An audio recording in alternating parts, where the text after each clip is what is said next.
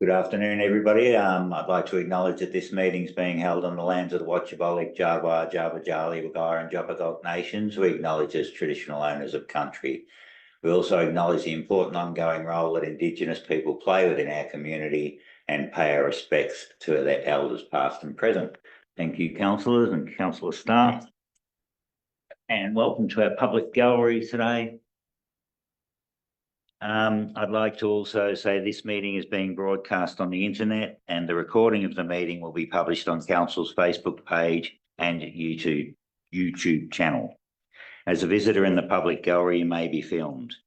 By remaining in the public gallery, you consent to being filmed and for the recording of you to be made publicly available by the Council. A copy of the Council's live streaming and recording of Council meetings policy is available at the back of this room and on the Council's website. Please speak with one of our staff members if you have any questions. Thank you. Item 2 is apologies. Any apologies, Mrs. Revel? No. Okay. Nothing. Item 3 is declaration of interest. Does any councillor or council officer have any conflicts of interest in today's agenda? No. Thank you. Item 4, confirmation of minutes, and there's a recommendation there. Move to the minutes of the ordinary council meeting held on Wednesday, the 7th of February 2024 at the council chamber, as circulated to council, to be taken as read and confirmed. Thank you, Councillor Gersh. Have I got a seconder? Councillor Albrecht. Thank you. All those in favour? Against? That's carried. Item 5 is public question and submission time. Do we have any public submissions today? No. No, nothing. Okay, I'll move on to item 6, is activity reports. And I'll start first. I might draw on our Youth Council presentation night. It was a pleasure to award certificates to all the youth councillors prior to their retreat back on the 9th of February. And they all had the weekend away and did a whole lot of activities, and we look forward to what our youth councillors can bring to the table during the year this year with events and also planning of, addressing items high in our youth, as mental health and etc. So we look forward to watching that space. We had a drop-in session at the Dimboola Hub to discuss the ongoing viability of the Dimboola Senior Citizens building. And if you remember back 6 months or so ago, we had some presentations from Dimboola community members asking for a bit of a hiatus and some time to think about and consider the options for the building. So we scheduled a meeting further down the track, which has recently taken place. And after a good discussion, we came to the consideration that the building be possibly put up for sale. The community didn't really have any solid uses for it, and the Dimboola Community Hub and library is there as a backup function should the senior sits reform. So yeah, it was a good common sense approach, I thought, to a difficult problem for council because it needed extensive amount of money spent on it. So I was pretty happy with that outcome, and it shows that the community will change with good information and some good consultation. Apart from that, we had the barefoot skiing. I might leave that to Councillor Nelson, who I saw there.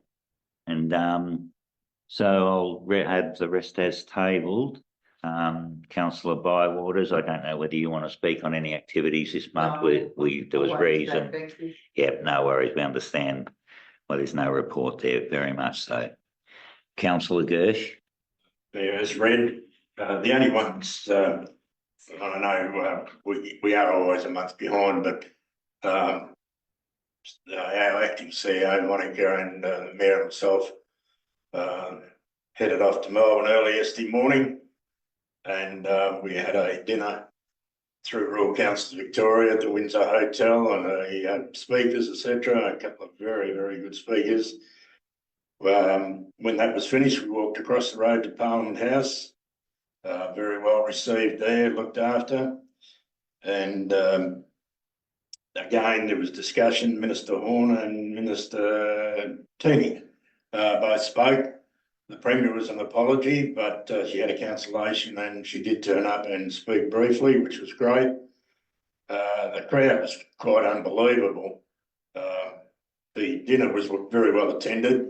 29 of the 34 councils attended, but the ones that weren't there had council meetings. But I don't know where they came from when we got to Parliament House, because the numbers doubled and it was just, the place was full. But again, good time to speak with Polly's and other councils, and the three of us came home very early this morning to be back here today, but a very worthwhile trip. And one of the things, as I mentioned before informally, but it came out very loud and clear to me that while we have very good representatives in our state and federal members, but we do need to get the Labor Pollies out into our area. They are a bit reluctant to come out, they stated that, but I believe it's something that's very important, and it came out very strongly to me yesterday. But very worthwhile trip, even though it was early mornings and a lot of travelling, but to have the opportunity to go to Parliament House and meet with a lot of Pollies and our fellow mayors, CEOs and councillors, it was just a very worthwhile trip, and that opportunity doesn't come very often. But just one of those things. I guess nothing came out of it that we weren't handed $100,000, but it was time that we all had the opportunity to work the room and talk to Pollies. And also, I think it's much as important to talk to other councillors that have a very similar problem. And the other really big thing that's come out of it is financial sustainability. And Monica spoke on it earlier. We've all got budgets out. We're all in not dire straits, but we're putting budgets out and we've just got nowhere to go. So I don't know where. It does worry me personally. I've been around the traps a long time, and from local government's point of view, that there's financial sustainability. The Minister did speak on working with us.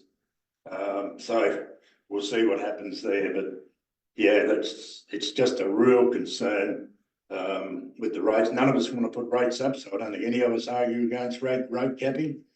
But we've got nowhere to go. Our communities don't have the capacity to pay more, so there has to be another way. And I think that has to be the work that we, especially in the small rural councils, need to work on very strongly with our politicians. And that's why I believe we should, where we have the opportunity, to invite our Labor members up.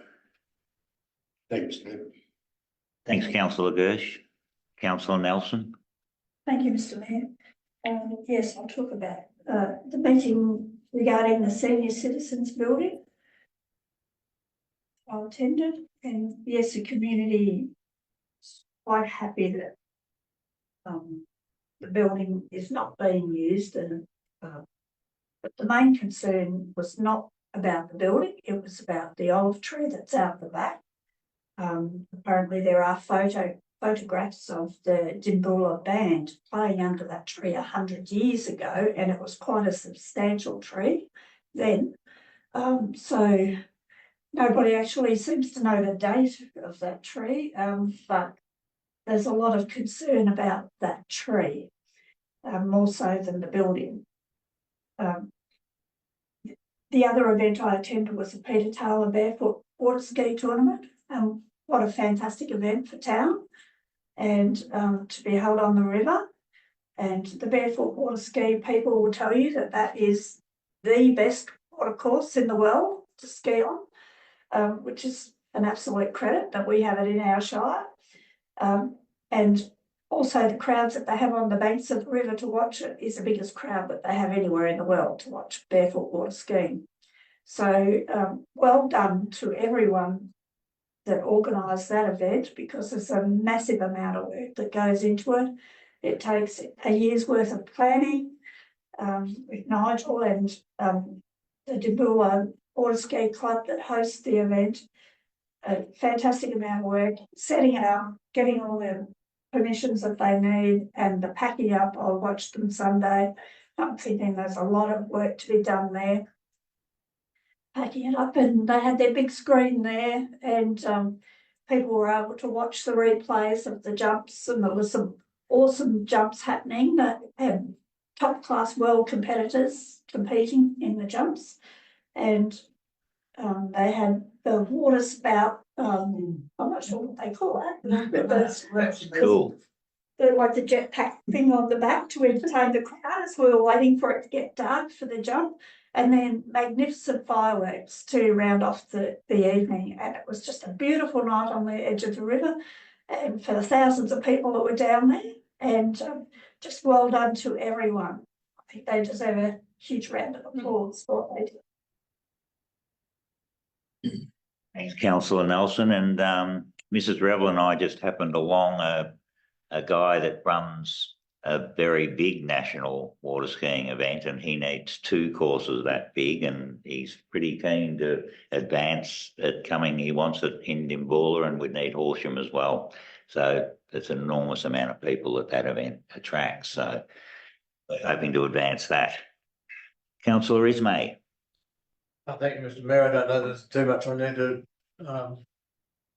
discuss with my stuff. Probably only the youth council. I was very impressed with the young people that we've recruited, and it was a good turnout. And I think I've said before, it's really great to have a full contingent of youth councillors, and they all seem very enthusiastic. And the young people from our end of the patch, I suppose, are very, very nice young people. So yeah, a great year for them. That's probably about all I need to comment on. Thank you.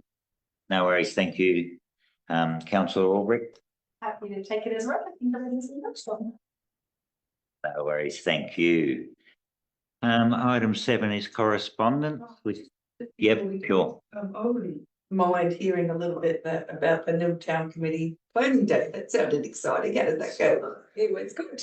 Always looking for more town committee members, and not all the members could be in attendance, but we went out to the Little Desert Lodge. So I just again encourage anyone in Hindmarsh to go out and look at what has been happening out of the Little Desert Lodge as a side note, because there's a wonderful business out there with new owners, some great infrastructure that they're putting in, and certainly Peter for events. So side plug for them.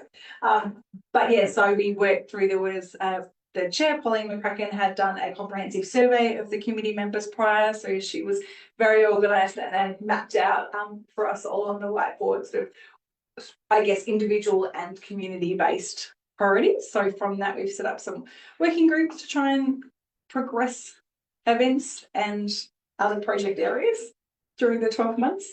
So the Easter egg hunt is certainly the next town committee event that will be getting advertised shortly. So it was good. I guess I'm just asking because to me that's a really good thing for town committees, and maybe it might be something. I know Dimboola has discussed doing something similar for their Progress Association meeting, and yeah, I just thought that might be something that the whole of Hindmarsh would be interested in, because it's nothing better than getting a group of committed locals, volunteers together and discussing what they think. Yes, and Pauline, if she's watching this, I'm sure it would be happy to answer, because she did do the structure of the day very well with trying to understand the hours of availability of community members, preferred communication. There's lots of different things that were considered in how we can set up and be effective over the talk. So it was just run by just yourselves. It wasn't run by a facilitator or anything like that. So no cost except the venue. That's right. Yeah. Thank you. Yeah, a bit of a shout out to the volunteers in the community who cleaned up outside the post office area. I've been following that a bit on Facebook, and that's a really good effort. But they certainly transformed that garden bed out there in Nil. So item 7, correspondence, there is none. Item 8 is planning permits, no planning reports. Item 9, a report requiring a decision. 9.1 is the asset disposal sale of 41 Victoria Street in Dimboola, known as the Dimboola Senior Citizens Building, and I'll pass over to Ram. Thank you, Mr. Mayor. So this report seeks to get the approval from the council to start the formal process to dispose the building. Dimboola Senior Sits, located at 41 Victoria Street in Dimboola, through the sale of property. The recommendation is based on the feedback that we had from the drop-in session that we recently organised in Dimboola. So we have a lot of buildings that council manage and maintains. The recent condition assessment suggested that we have the aging infrastructure, which has been becoming liability and demanding for more and more maintenance funding. So this particular building hasn't been used a lot since the post-COVID. It will need a significant amount of works done in the building before we can make it safe for the community members to use it. And hence it fits in the criteria where we can move ahead to dispose the building to get rid of the liability and the risk that council will have to bear. So we did a lot of discussion. There's a long history of discussion. I think during March 2022, council started the discussion, as Mr. Mayor mentioned before. In 2023, council resolved to advertise its intention to dispose the building. October 2023, we heard from the community where they wanted a bit of time to think about the purpose of the building or determine what's happening.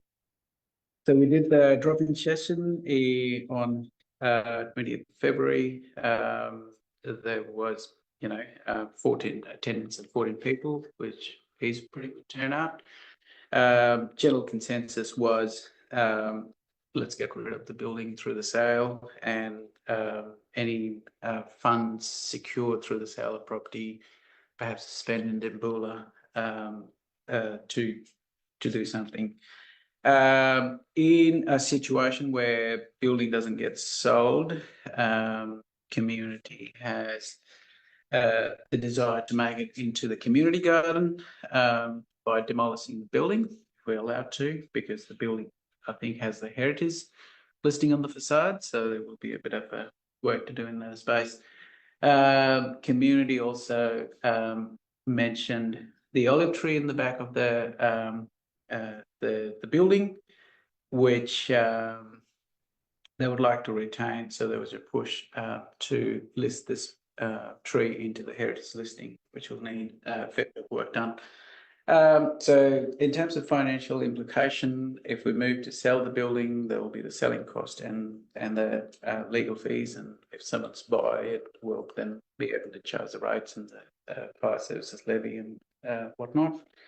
For demolition, because of the asbestos in there and heritage works, it might cost about $60,000 worth of works.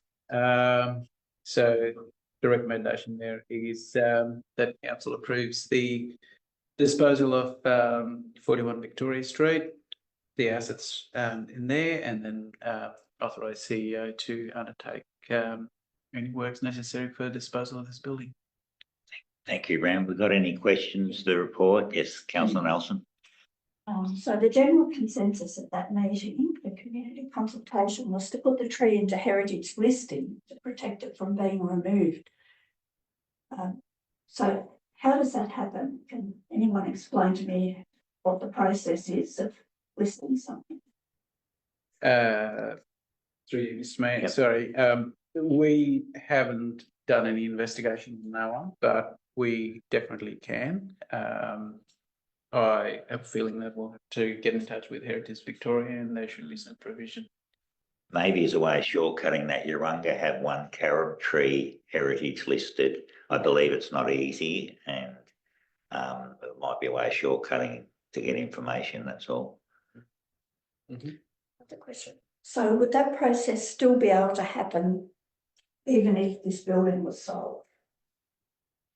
We can make that happen, yes. We can process that. Yep. Any further questions to the report? I believe that the building by council can't be sold under the rates valuation. Have we looked at our easy or hard it is to maybe get that valuation assessed, because these buildings get in such a poor repair and people just keep valuing them as a concrete building of 15 squares, so to speak. So, yeah. Yes, I so think there it is could be a valuation that's been undertaken on the building for its market value for the purpose of the disposal of the asset. Council needs to undertake a public sale process, so that would be by way of auction. The reserve would be set at the valuation, but there is the ability to negotiate if we don't reach the valuation. Mayor Hyland, just to go back to Councillor Nelson's comment, my understanding is if we approve this motion, then you would start the process for disposal, which doesn't mean the timing at all aligns with getting the tree heritage listed. So therefore it's sold to someone else, the tree gets knocked over because they can do what they want. And yes, simultaneously you could be trying to get the tree through, but that's not guaranteed. And I thought I wasn't able to attend the meeting that night, Councillor Nelson, but that's what I understood was that was the thing, that obviously the community would be devastated if that wasn't secured. So I'm still feeling uncomfortable about it. Or do you need to subdivide the tree off before you put the block for sale? Well, it's either the list is you either get this tree secured before you sell it, and then you sell it. So then the new owner is they can still knock it down, but obviously there's going to be ramifications for them if they breach that heritage listed tree. Like you can't replace the tree if you cut it down, but do you know what I mean? There would be obviously a big hefty fine or something in place that would deter them from doing that. And otherwise, again, my understanding is it's complex to subdivide that little bit because that reaches all the breaches or the planning rules that council would have around, and then council still got to maintain that little square. So back to sort of, I guess, how do we Explore the tree before we explore the sale. Well, yeah, please correct me whatever if I'm wrong, but I'm feeling like if, as a councillor, if I approved this, then I could see that that's just all gone out of our hands and we don't secure the history of the tree, and I appreciate what Councillor Nelson said about it is so old and the actual date is unknown, but it's very unique in how much to have something. So is there a way that either we change the recommendation? I guess I'm wondering, could the recommendation or the motion that's moved, I guess, could we put some wording in it, depending on how other councils are feeling around it, subject to that being to occur? Or is it something that we just need you to come back around and brief and say these are the consequences? Because if the other side of this is if they say that can occur, but it's a 5-year process, then we're actually saying, do we want to do that and hold on to a building for 5 years? Like it might be not a clear cut, I guess, as I'm thinking, but. Well, you can either defeat the motion and council have to come back with another motion, or you can make an amendment and we can move it. Well, it's not an amendment because the motion hasn't been put yet. Yes. So, Yes. If there's no other questions, I'll test the water. I will move that council defer the disposal of 41 Victoria Street, Dimboola, and apply for heritage listing of the significant olive tree. So we have a new motion on the books. So I got a seconder for that. I'll second it. Seconded by Councillor Bywaters. Any speakers against? Would you like to speak to your motion first? Just to reiterate what Councillor Albrecht has just said, I think if we go ahead with a disposal of the property at this stage, even though it's what the community is basically saying they, don't want the building, but we can't protect the tree. And the community is very clearly saying they want the tree protected. So I think we just have to, I think that's the rational thing to do, is to defer the sale of the building until we get the heritage listing on the tree. Councillor Bywaters. I just concur with what Councillor Nelson said. I don't think after all this time it's going to hurt to defer the sale of the building for a few months to find out at least, and then bring it back to council at another day. That will keep the community happy, and we will then sell the building in the future. Yeah. Is there any speakers against Councillor Nelson's motion? If not, all those in favour? Against, that is carried. Thank you. 9.2 is Hindmarsh Shire Council Business Assistant Grants Program 23-24 round 2, and I'll pass to Petra. So this report presents applications to round 2 of Council's Business Assistant Grants Program. We allocate $20,000 annually to the program, and it's split into 2 categories: business development and streetscapes. So after the $4,400 allocation in round 1 and the reallocation of $7,500 to the Dimbulla Ski Club, there's $8,100 remaining, with the total amount requested totaling $9,398.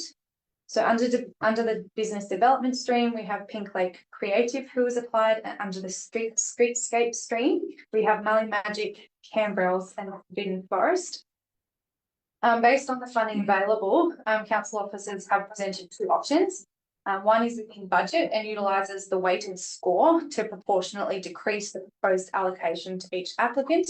And the second proposes fully funding all applications pending council allocation of additional funding to meet the shortfall. Please take any questions. Have we got any questions for Petra on that report? Yes. I certainly am in favour of option 2. I think that we went to the community and said that there was a $20,000 bucket, and was fortunate that it wasn't in the second round. You know, we're over budget, but not slightly. And I guess my question would be, through you to the acting CEO, is there anything else that we can effectively move in the budget to fund out the full amount requested under option 2? We can certainly have a look and find some savings elsewhere to cover the shortfall. Noting that it's a smallish amount, but that, you know, yeah, 6 figure. Any further questions on the report? So the recommendation reflects option 1, I believe. So do you want to move a fresh recommendation? I move a motion. Move a motion, sorry, do you want the motion? My motion that they might have support. I'd like to move a motion. Sorry to get the prices right now. Scroll up. So based on the eligibility and assessment criteria, council approves the following successful 2023-2024 round 2 business assistance grants. So under the business development, a Pink Lake Creative would be allocated $2,000, Mallee Magic $1,398, Canberra's $3,000, X-Direct Proprietary Limited Trading as a Forbidden Forest $3,000, which would total $9,398. Thanks, Councillor Ulrich. Have I got a seconder for that? Thanks, Councillor Bywaters. All those anybody want to speak against that new motion? If not, all those in favour, against, that is carried. Thank you.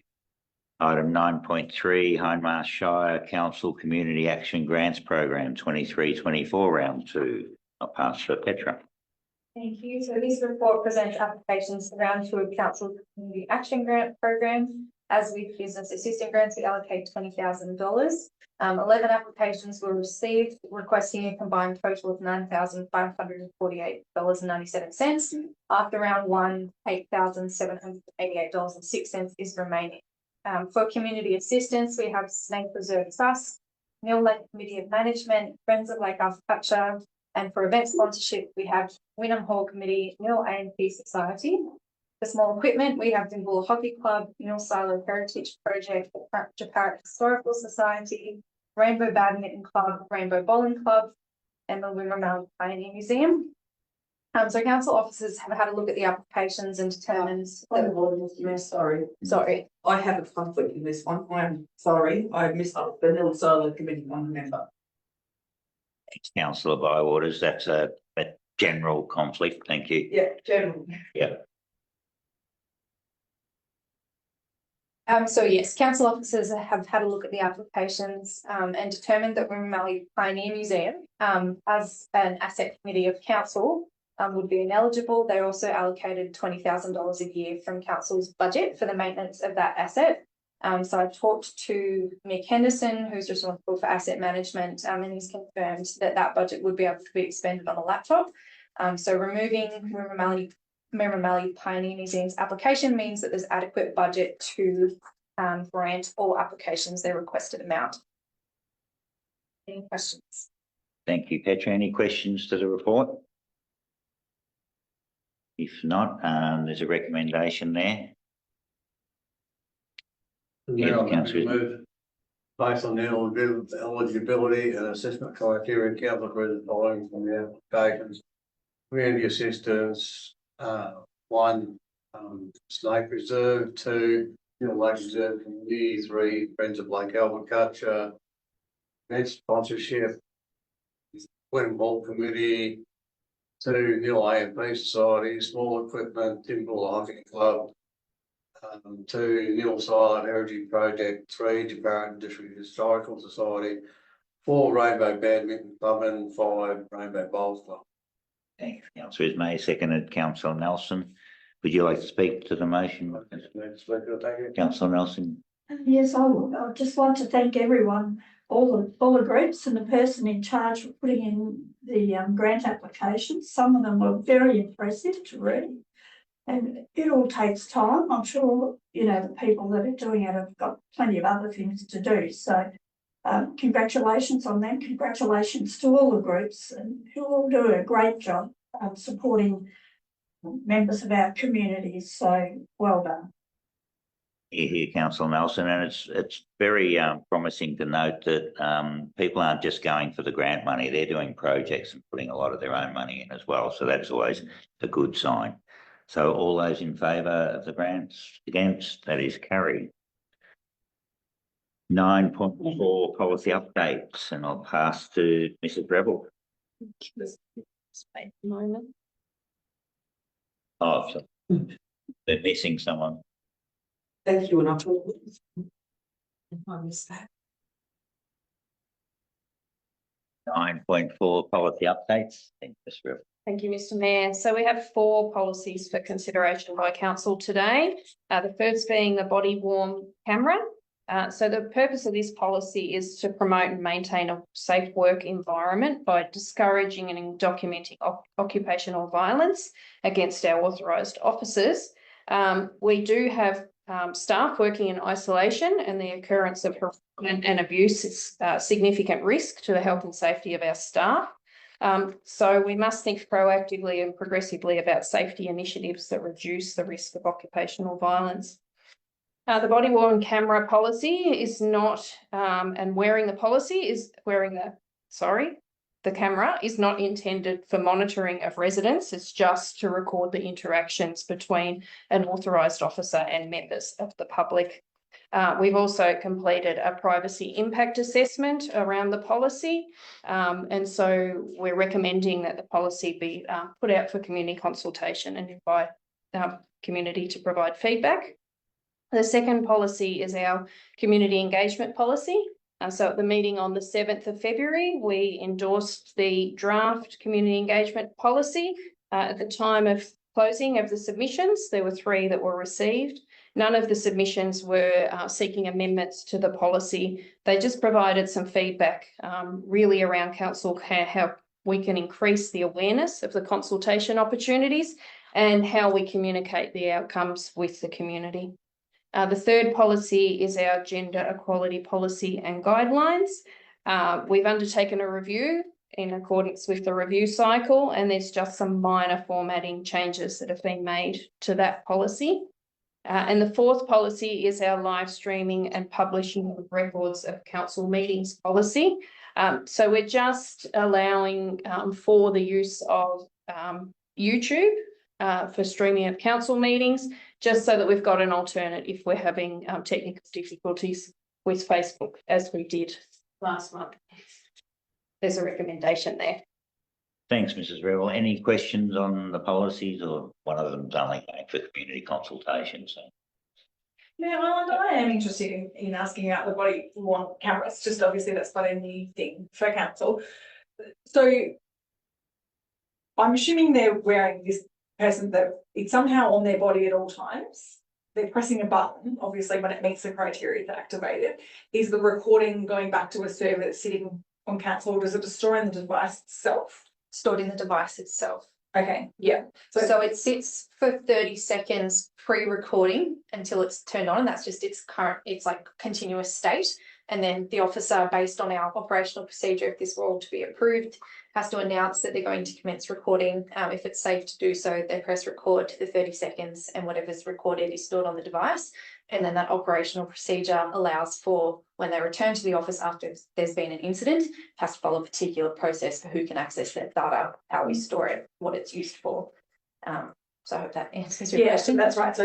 So yeah, as you're saying, but it's an incident, only recording in an incident, which obviously then is being logged, and it outlines it's the people who are trained to make sure the privacy. And then because of the list, the reasons. So does the staff member really have to kind of then, I guess they're coming back and documenting. Obviously, they've got a reasonable concern for their safety, the occupational violence. So that's the protection about if the community member then says you've breached my privacy, we're saying it was only used in this context. Yes. And so therefore why it was you're trying to obviously support the OHS.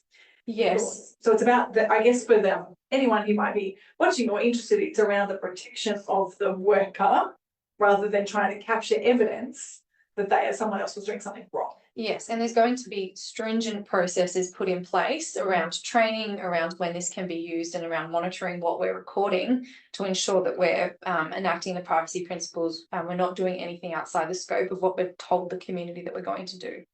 So can the recording then be used by council to prove there was an infringement of a council law? Because that's why obviously the staff members there, because something's gone wrong, or they're investigating something going wrong. But this has been really used as an OHS tool to make sure that there's zero tolerance, which council has, is enacted, and that there's information if needed, because sometimes it's a one-on-one dialogue that's happening. So if there needs to be a report to the police, for example, there's actually something that says this is how the staff member was, treated or subjected to that. Yes, and council has existing processes for gathering evidence relating to prosecution, and this isn't intended to be the sole purpose of that.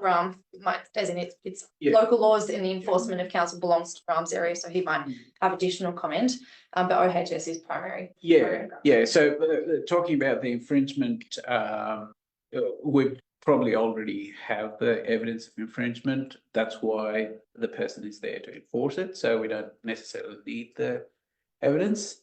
In terms of reporting it to police, was there something, Petra? If there was, Agree. I think council has existing processes for staff that are being harassed or abused, or if there's been a threat of violence, and we would encourage staff that have gone through that to report it to the police. That would fall within our standard difficult customer policy or our standard incident reporting. And I guess through you, Mayor, I guess that's why I was keen to just discuss a little bit, because obviously the community can read the policy and understand. So part of me is obviously really disappointed that we're at the stage that council staff need to use this or have this as a device they can use in certain situations. And obviously things have arisen why it was council are recommending this go through, and making sure that, just like with the police or anyone else, that people are paid to do these roles, and you might not always agree with what's happening, but there's a place to be able to have those discussions about infringement notices, and obviously this is about protecting.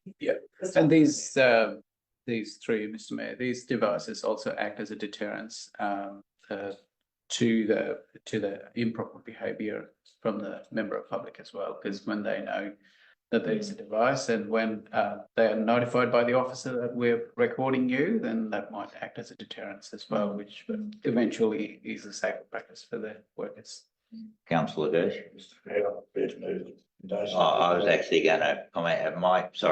It might be actually very handy if the staff member actually has to go down the insurance claim or work cover claim, stress, anything like that. The video could actually support that as well. So it might have a bit of a double-edged sword of, use there.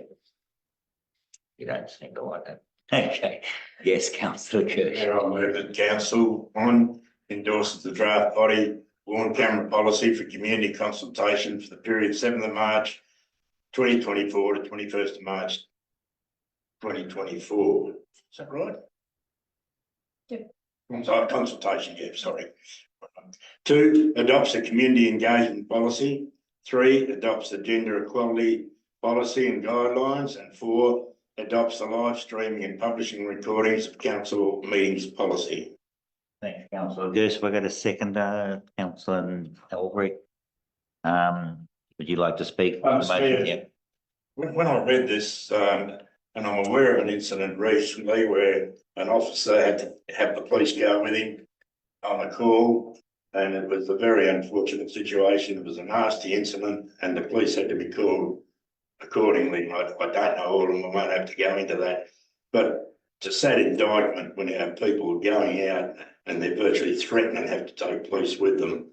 And, you know, to me, this is probably the last straw, but we can't have people being subject to this sort of approach. And there's probably only the 1 or 2 officers that would have a real nasty incident. I mean, we'd have office staff. I've sat in that room out there and listened to our front staff be abused, but it's never got physical or anything like that, where, you know, we do have officers out in the field that are subject to this. So it's a sad indictment on community, not only our community, it's communities all over, that we have to do something like this, but it's a fact of life, and I think we have to protect our people, and I think it's a common sense approach. Thanks, councillor Goose. Councillor Elbrick, did you want to comment further? Mayor, only to note and thank the people who put in their submissions to our policy. We're obviously adopting 3. We're encouraging people to go out and give back their community consultation for the new one. But certainly noting with the community engagement policy that whilst we're adopting that policy, some of the submissions were suggesting council can continue to improve this area, and we certainly respect that and hear that when we're working towards trying to strengthen our community engagement. Thanks, councillor Elbrick. Did you want to comment, councillor Nelson? You were going to say no. Okay. It's covered. Yep. Thank you. Okay. All those in favour? Against? That's carried. Item 9.5 is the S6 instrument of delegation. I'll pass to Mrs. Rebel. Thank you, Mr. Mayor. So we've undertaken a review of the current council to council staff delegations and made some minor amendments. So the S6 delegation, we've updated the delegations for staff to reflect current roles. So there's been some title changes and some responsibilities where we ensure that we have a secondary delegate for all functions and responsibilities. The S11A under the Planning and Environment Act, we've added 2 new authorised officers, Michelle Stewart, our Environmental Health Officer, and Ram Upadhyaya, our Director of Infrastructure Services. And then we've also undertaken a review of the S18 sub-delegation under the Environment Protection Act and updated that to ensure it reflects the positions and responsibilities within the organisation. There's a recommendation there for council. Thanks, Mrs. Rebel. Any questions on that report? If not, there's a recommendation, councillors. Yes, thank you, councillor Elbrick. Mayor Ireland, I'm happy to move a motion. In the exercise of the powers conferred by the legislation referred to in the attached S18 instrument of sub-delegation under the Environmental Protection Act 2017, S11A instrument of delegation under the Planning and Environment Act 1987, and Section 6 of the Instrument of Delegation from Council to Council staff, Council resolves that 1, there be delegated to the members of Council staff holding, acting in or performing the duties of the officers or positions referred to in the attached instruments of delegation to members of Council staff, the powers, duties and functions set out in each instrument subject to the conditions and limitations specified in that instrument. 2, the S11A instrument of delegation under the Planning and Environment Act 1987 comes into force immediately when the common seal of councillor is affixed to the instrument. 3, the S18 instrument of sub-delegation under the Environmental Protection Act 2017 and Section 6, S6 instrument of delegation from council to council staff come into force immediately upon resolution being passed and having been signed by the Chief Executive Officer. 4, on the coming into force of the instruments under previous delegations to members of council staff other than the Chief Executive Officer pertaining to the same legislated powers, duties and functions are revoked. 5, the duties and functions set out in the instrument must be performed and the powers set out in the instruments must be executed in accordance with any guidelines or policies of council that it may from time to time adopt. Thanks, councillor Albrecht. Have I got a seconder? Thank you, councillor Ismay. All right. Councillor Albrecht just beat you to that one. Would you like to speak to your motion? Councillor Ismay, would you like to speak? I need to say I was very glad that council was. It's probably the quickest person I've heard. Agreed. I'll put it to a vote. All those in favour, against, that is carried. Thank you. Item 10 is council committees. 10.1 advisory committees. We've just got the Rainbow Township Advisory Committee. So moved, Mr. Mayor. Sorry, that the council votes the minutes of Rainbow Town Advisory Committee on the 9th of February 2024. Thanks, councillor Ismay. Second, councillor Albrecht. Thank you. Would you like to speak at all? All those in favour, against, that is carried. Item 10.2 is the community asset committees. We've got the Winmaramally Pioneer Museum General Meeting and the Urunga Homestead General Meeting as a recommendation. Yes, councillor Nelson. I'll move that council notes amendments of the following community asset committees. Winmaramally Pioneer Museum meeting on the 18th of December 2023 and the Urunga Homestead meeting on the 18th of January 2024. Thank you, councillor Nelson. Second, councillor Ismay. Thank you. Would you like to speak? Yep. I'd like to say a big thank you to everyone involved in the committees there and congratulate them on their hard work. I see they've secured a number of bookings from people coming from all over the state to visit Urunga. And that's definitely a credit to the work that they're doing there. So well done to everyone on the committee. Thanks, councillor Nelson. Councillor Ismay, would you? Oh, I think Councillor Nelson's who said it all. Certainly. All those in favour, against, that is carried. Item 11, late reports, and we do have a late report regarding the aquatic facilities grant opportunity for the Dimboola swimming pool, and I'll pass to Ram. Thank you, Mr. Mayor. The intention of this report is to seek a resolution from the council for funding application under the Regional Community Sports Infrastructure Fund to upgrade the Dimboola swimming pool with the total project cost of approximately $800,000 and a council contribution of up to $200,000.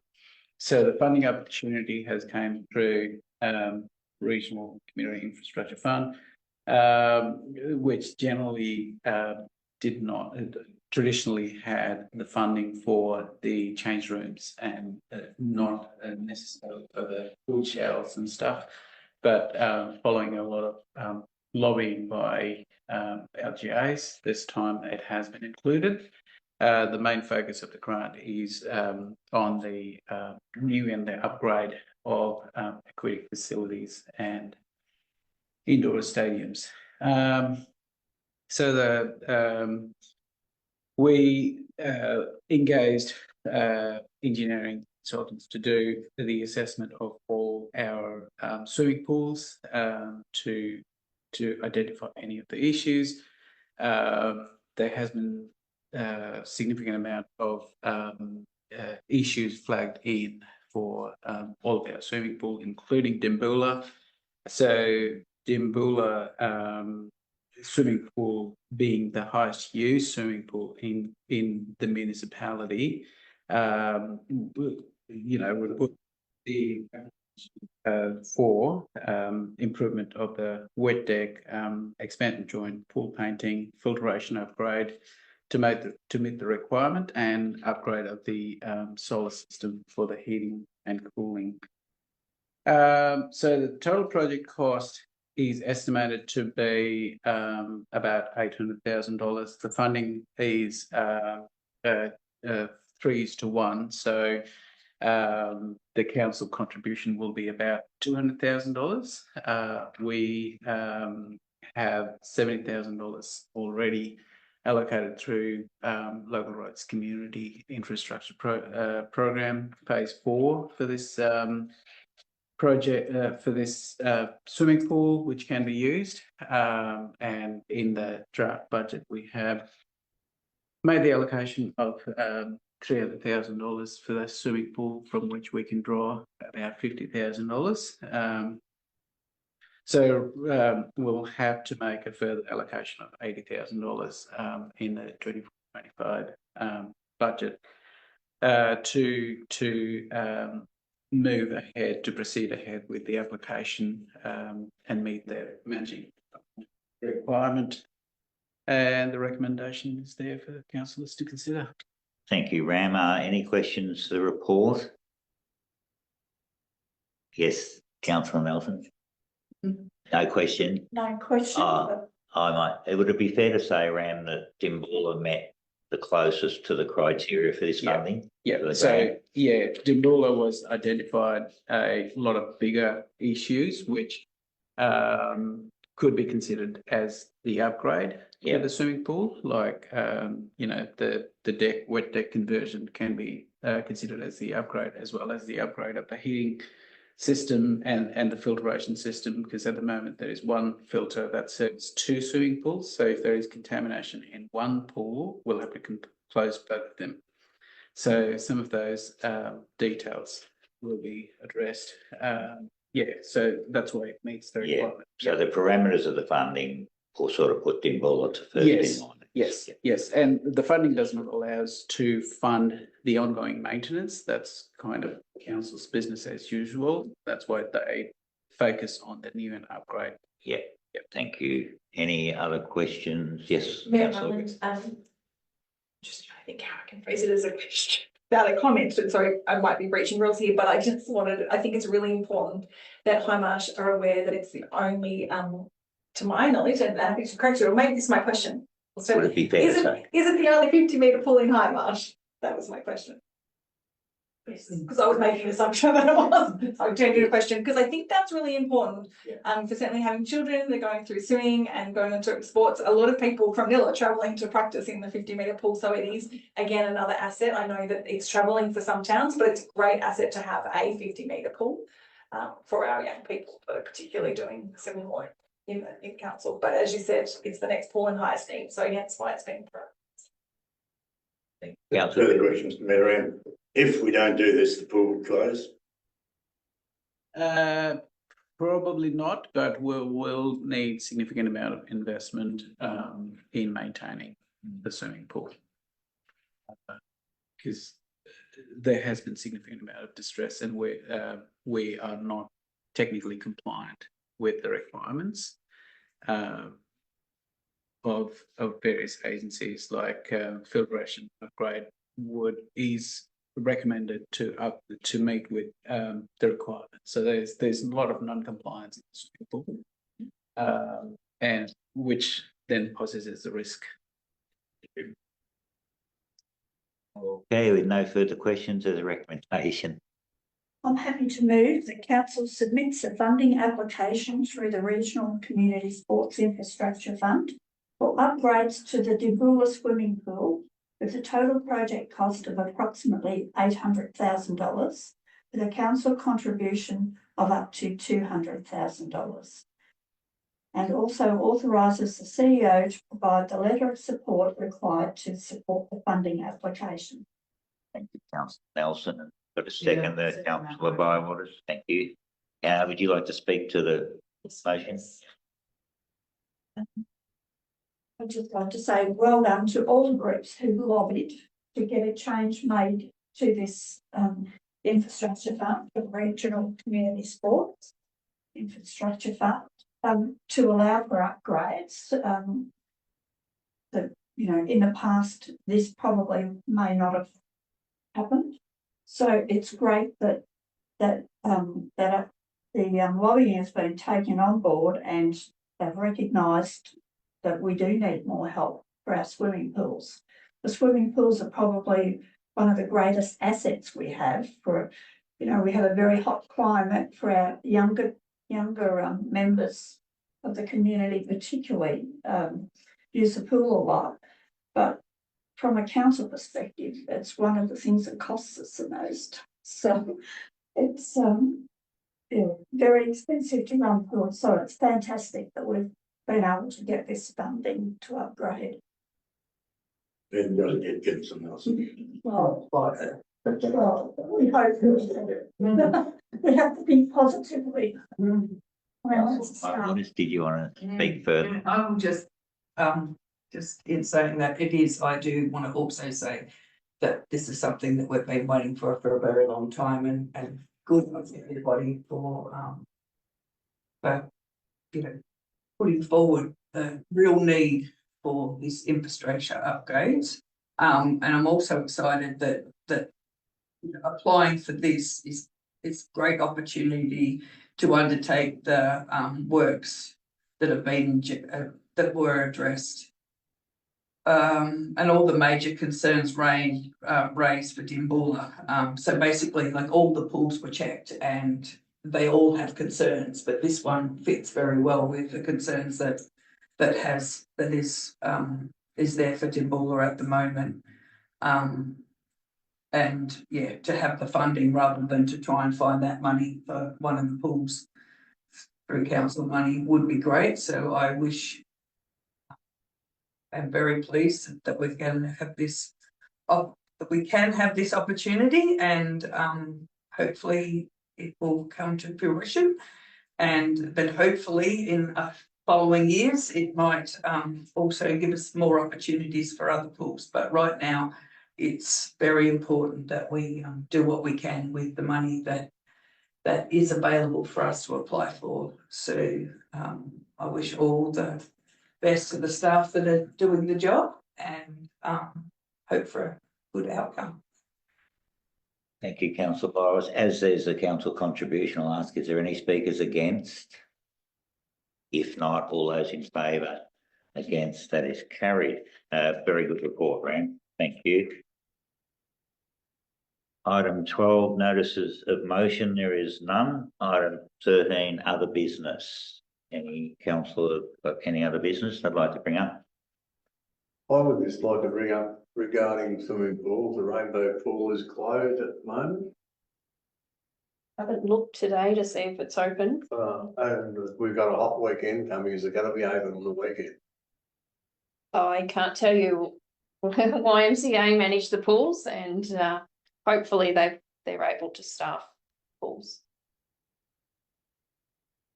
But I would encourage anybody to subscribe to the YMCA Hindmarsh Pools Facebook page, because they do update that regularly if there are any changes to the opening hours of the pools. They go to close on the weekend.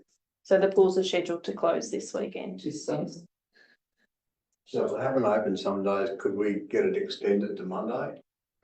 I think it'd be good. Well, considering we're paying for it, they haven't opened, it doesn't cost anything. Because Monday's going to be 41 degrees, I think there's going to be a lot of unhappy people that would normally use it for one extra day. Surely isn't a lot to ask. Yeah, we can definitely have a discussion with YMCA, but can't guarantee. No, that's okay. I understand that. Yep.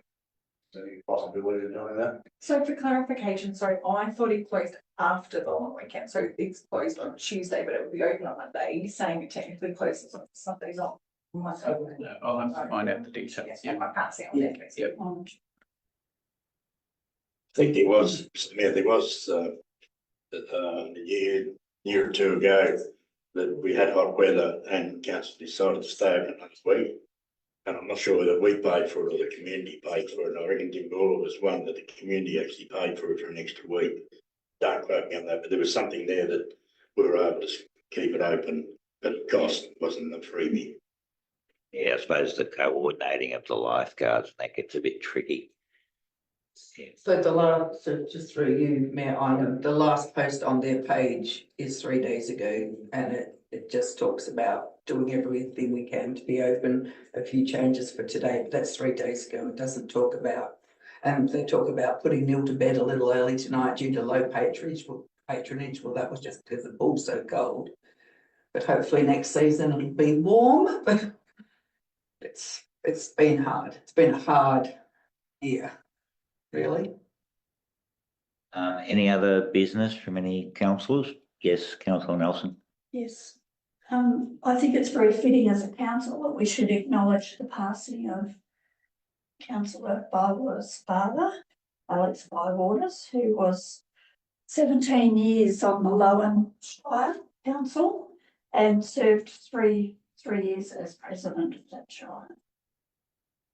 So I think his contribution to the community was quite enormous, and I think that was paid tribute by the amount of people who attended his funeral. Very well spoken. Any other business from any councillors? If not, move on to item 14, confidential reports. There's a recommendation. Mayor, I'll move. Mr.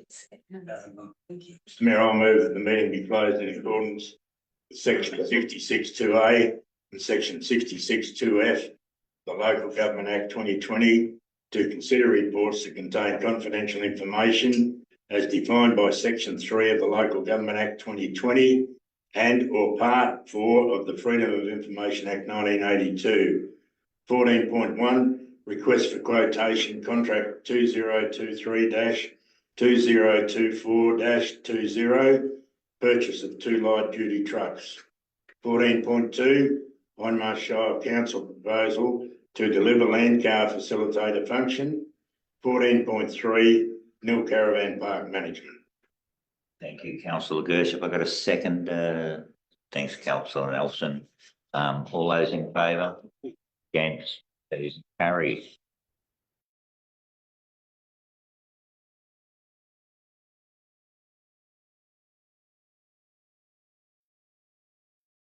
Thank you, everybody, for viewing today. I will make an announcement. To the best of our knowledge, the pools are open all of this long weekend, and they'll be open on the public holiday on Monday as well.